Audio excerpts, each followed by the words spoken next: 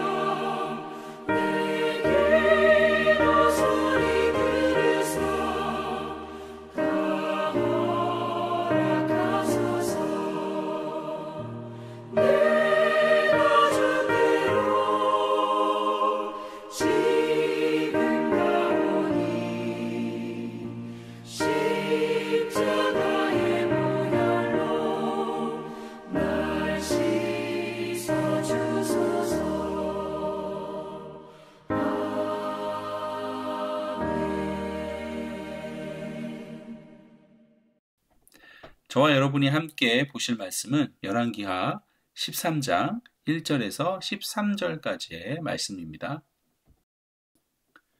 유다의 왕 아하시아의 아들 요아스의 제23년에 예후의 아들 여호아하스가 사마리아에서 이스라엘 왕이 되어 17년간 다스리며 여호와 보시기에 악을 행하여 이스라엘에게 범죄하게 한 드밧의 아들 여로보암의 죄를 따라가고 거기서 떠나지 아니하였으므로 여호와께서 이스라엘에게 노하사 늘 아람 왕 하사엘 손과 그의 아들 벤하닷의 손에 넘기셨더니 아람 왕이 이스라엘을 학대함으로 여호아스가 여호와께 간구하매 여호와께서 들으셨으니 이는 그들이 학대받음을 보셨음이라. 여호와께서 이에 구원자를 이스라엘에게 주심에 이스라엘 자손이 아람 사람의 손에서 벗어나 전과 같이 자기 장막에 거하였으나 그들이 이스라엘에게 범죄하게 한 여로보암의 집의 죄에서 떠나지 아니하고 그 안에서 따라 행하며 또 사마리아의 아세라 목상을 그냥 두었더라. 아람 왕이 여호아스의 백성을 멸절하여 타작마당에 티끌같이 되게 하고 마병 50명과 병거 10대와 보병 10,000명 외에는 여호아스에게 남겨두지 아니하였더라. 여호아스의 남은 사적과 행한 모든 일과 그의 업적은 이스라엘 왕 역대 지략에 기록되지 아니하였느냐. 여호아스가 그의 조상들과 함께 잠에 사마리아에 장사되고 그 아들 요아스가 대신하여 왕이 되니라. 유다의 왕 요아스의 제 37년에 여호아스의 아들 요아스가 사마리아에서 이스라엘 왕이 되어 16년간 다스리며 여호와께서 보시기에 악을 행하여 이스라엘에게 범죄하게 한 느밧의 아들 여로보암의 모든 죄에서 떠나지 아니하고 그 가운데 행하였더라. 요아스의 남은 사적과 행한 모든 일과 유다 왕 아마샤와 싸운 그의 업적은 이스라엘 왕 역대 지략에 기록되지 아니하였느냐. 요아스가 그의 조상들과 함께 잠에 이스라엘 왕들과 함께 사마리아에 장사되고 여로보암이 그 자리에 앉으니라. 오늘도 새벽 예배를 통해서 하루를 시작하시는 사랑하는 참소망의 모든 가족들 가운데 주님의 은혜와 사랑이 가득하기를 소망합니다. 오늘 본문은 이스라엘의 두 왕 여호아스와 그의 아들 요아스의 통치 기간 동안 이스라엘이 겪었던 고난과 구원에 대한 이야기입니다. 이스라엘 백성은 하나님께서 금하신 우상 숭배를 계속해서 행했고 그 결과 하나님은 이스라엘을 아람 왕 하사엘과 그의 아들 벤 하닷에게 넘기셨습니다. 이스라엘은 고통 속에서 하나님께 간구했고 하나님은 그들의 간구를 들으시고 구원자를 보내 이스라엘을 구원하셨습니다. 하지만 그들은 여전히 우상 숭배에서 떠나지 않았습니다. 오늘 우리 이 본문을 통해 하나님께 간구하는 것이 얼마나 중요한지 그리고 우리의 진정한 구원이 무엇인지 함께 살펴보고자 합니다. 먼저 1절부터 3절까지의 내용은 이렇습니다. 이스라엘의 여호아스 왕은 하나님의 백성을 다스리며 하나님을 경외하고 그분의 뜻에 순종해야 했지만 그렇지 않았습니다. 2절에서 여호아스가 여호와 보시기에 악을 행하여 이스라엘에게 범죄하게 한 느밧의 아들 여로보암의 죄를 따라가고 거기서 떠나지 아니하였다고 말을 하고 있습니다. 그는 이스라엘 백성을 범죄하게 한 여로보암의 우상 숭배를 그대로 따랐습니다. 그 결과 하나님은 진노하셨고 이스라엘을 아람 왕 하사엘의 손과 그의 아들 벤 하닷의 손에 넘기셨습니다. 3절에서 말하듯이 이스라엘은 아람 왕들의 끊임없는 침략과 압제로 고통받게 되었습니다. 여러분, 이처럼 우리가 하나님을 떠나 그분의 뜻을 따르지 않으면 우리는 고난과 어려움을 겪을 수밖에 없는 것 같습니다. 하나님께서는 우리의 죄를 보시고 그 죄로 인해 징계를 내리십니다. 하지만 중요한 것은 고난의 목적이 단순히 벌을 주기 위한 것이 아니라 우리를 회복시키기 위한 하나님의 또 다른 사랑의 표현이라는 것입니다. 하나님께서는 우리가 다시 그분께 돌아오기를 기다리고 계시는 것이죠. 4절부터 5절까지는 여호아스 왕은 아람 왕의 끊임없는 학대로 인해 마침내 하나님께 다행히도 간구하게 됩니다. 그는 이스라엘 백성의 고통을 바라보며 하나님의 도움을 구합니다. 4절에 여호아스가 여호와께 간구하며 여호와께서 들으셨으니 이는 그들이 학대받음을 보셨음이라 라고 기록하고 있습니다. 하나님께서는 이스라엘 백성이 고통받는 것을 보시고 그들의 간구를 들으셨습니다. 하나님은 여전히 그들의 아버지이셨고 그들이 고통 속에서 그분께 부르짖을 때 그들을 외면하지 않으셨습니다. 5절에서 하나님은 구원자를 보내어 이스라엘을 구원하셨고 이스라엘 백성은 다시 전과 같이 자기 장막에 거하게 되었습니다. 여기서 5절에서 말하는 구원자는 정확히 누구인지 이름을 언급하고 있지는 않지만 엘리사일 것이라고 성경학자들은 얘기하고 있습니다. 왜냐하면 13장 후반부터 엘리사의 이름이 등장하고 있고 또한 이 당시에 북이스라엘에서 활동하던 선지자는 엘리사였기 때문입니다. 자, 그러나 지금 우리에게 중요한 건 엘리사인가 아닌가가 아니죠. 여기서 우리에게 있어 중요한 진리는 무엇이냐? 우리가 하나님께 간구할 때 하나님은 반드시 응답하신다는 것입니다. 비록 우리가 하나님을 떠나 죄 가운데 있다 할지라도 하나님께서는 우리의 회개와 간구를 들으시고 은혜와 자비로 우리를 회복시켜 주십니다. 우리가 지금 어떤 상황에 처해 있든지 하나님께 간절히 부르짖는다면 그분은 우리의 기도를 들으시고 응답하십니다. 죄 가운데 있던 여호아스 왕의 부르짖음에도 하나님께서는 응답하여 주셨습니다. 더욱이 우리가 주님 앞에 신실함으로 정결함으로 나아가 기도한다면 더욱 응답하여 주실 줄 믿습니다. 그리고 6절부터 9절까지는 그러나 안타깝게도 이 이스라엘 백성은 하나님의 구원을 받은 후에도 여전히 변화되지 않았습니다. 6절에 그들이 이스라엘에게 범죄하게 한 여로보암의 지배죄에서 떠나지 아니하고 그 안에서 따라 행하며 또 사마리아의 아세라 목상을 그냥 두었다라고 말하고 있습니다. 이스라엘 백성은 하나님의 구원을 받았음에도 불구하고 여전히 우상 숭배의 죄에서 벗어나지 못했고 여로보암 집의 죄에서 떠나지 아니하였습니다.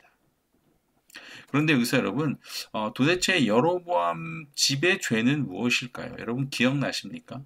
오래된 기억이니 다시 한번 기억을 되살려 보도록 하겠습니다. 여러분 여로보암의 죄는 북이스라엘 왕국의 초대 왕인 여로보암이 저지른 우상 숭배와 관련된 죄악을 가리킵니다. 여로보암은 북이스라엘 백성이 남유다의 예루살렘 성전에서 하나님을 경배하기 위해 자주 남쪽으로 내려가는 것을 걱정했습니다. 이로 인해 백성이 다시는 또다시 남유다 왕국에 충성할 것을 염려한 거였죠. 이에 여로보암은 예루살렘 성전에 가는 대신에 북이스라엘에서 예배를 드릴 수 있도록 베델과 단의 두 장소에 금송아지 형상을 세웠습니다. 그는 이 금송아지를 가리키며 백성에게 이는 너희를 애굽에서 인도해낸 신이다 라고 말하여 금송아지 숭배를 북이스라엘의 공식 종교로 만들었습니다. 또한 여로보암은 하나님께서 지정한 제사장 계열이 아닌 자신의 마음대로 제사장을 임명해 버렸습니다. 여로보암은 금송아지 앞에서 예배를 드리게 하는 그런 우상 숭배를 백성들에게 권장하였고 이로 인해 이스라엘 백성 전체가 영적 타락의 길을 걷게 됩니다. 여로보암의 우상 숭배는 단순한 개인적인 죄가 아니라 이스라엘 백성 전체를 하나님으로부터 멀어지게 만드는 죄였습니다. 그래서 성경에서 북이스라엘의 후대 왕들은 종종 여로보암의 길을 따랐다는 표현으로 그들의 악행이 묘사되고 있는 것입니다. 여로보암이 도입한 우상 숭배는 그의 후손들 뿐만 아니라 북이스라엘 전체가 멸망하는 원인이 되었던 것입니다. 오늘 본문 속에서도 여로보암의 죄는 여전히 사라지지 않았고 그 후손인 여호아스 왕이 그것을 답습하고 있었습니다.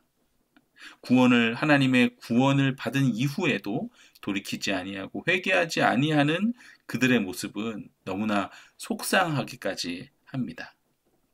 이것이 바로 우리 신앙생활에 있어서의 중요한 교훈이 됩니다. 은혜로 구원을 받고 거기에 그치는 것이 아니라 우리는 옛사람의 모습을 다 반드시 벗어버리고 떠나야 합니다. 예수님께서 우리에게 가르쳐 주신 삶의 모습으로 우리의 삶을 변화시켜야 합니다. 하나님의 구원을 체험한 후에도 여전히 죄 가운데 머물러 있다면 우리는 참된 구원의 기쁨을 누릴 수 없는 것입니다.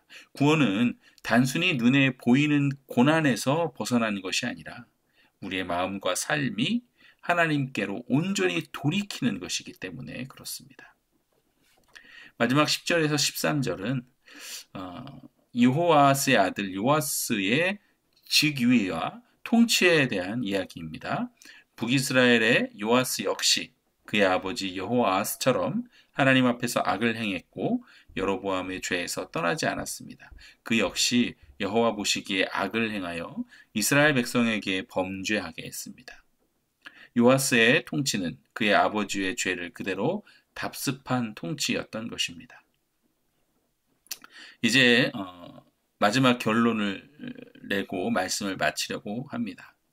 오늘 본문을 통해 우리는 세 가지 중요한 교훈을 얻을 수 있었습니다. 첫째, 하나님을 떠나면 고난이 찾아오지만 그 고난은 우리를 하나님께로 다시 이끄시는 하나님의 사랑의 손길입니다. 둘째, 하나님께 간구할 때 하나님은 우리의 기도를 들으시고 응답하십니다. 셋째, 구원을 받은 후에는 우리에게는 진정한 회개와 삶의 변화가 필요하다는 것입니다.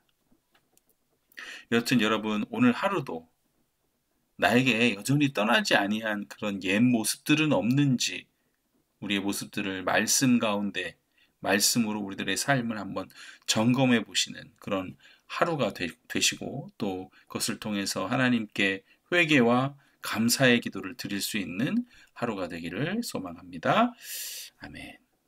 예, 함께 기도하심으로 예배를 마치겠습니다. 하나님 아버지, 오늘 본문을 통해 우리에게 말씀해 주심에 감사드립니다. 우리가 하나님을 떠날 때 겪게 되는 고난을 깨닫게 해주시고 그 고난 가운데에서도 우리가 간구할 때 응답해 주시는 그 하나님을 믿게 하여 주시옵소서. 우리의 마음이 하나님께로 온전히 돌아가며 회개하고 변화된 삶을 살 수 있도록 주님 인도하여 주시옵소서.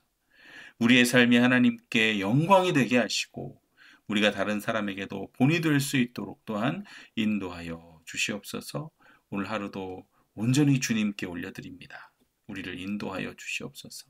예수님의 이름으로 기도드립니다. 아멘. 오늘 하루도 주님의 귀한 그런 사랑과 은혜로 승리하시는 하루 되기를 주의 이름으로 축원합니다. 아멘.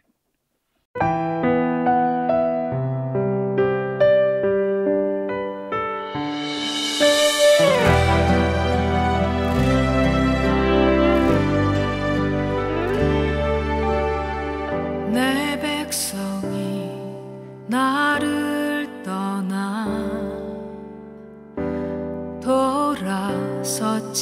돌아섰지만 내 사랑이 내 백성은 포기 못하니 내 모든 것 내어주고 나 그들을 얻으리라. 여호와께 돌아가자. 우린 돌아서도 그는 변치 않네. 여호와께 돌아가자. 우린 넘어져도 그 사랑 영원하네.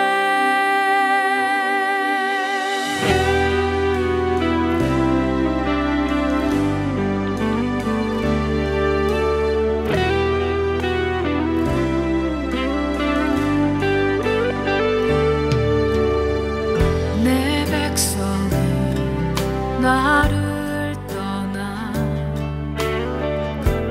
돌아섰지만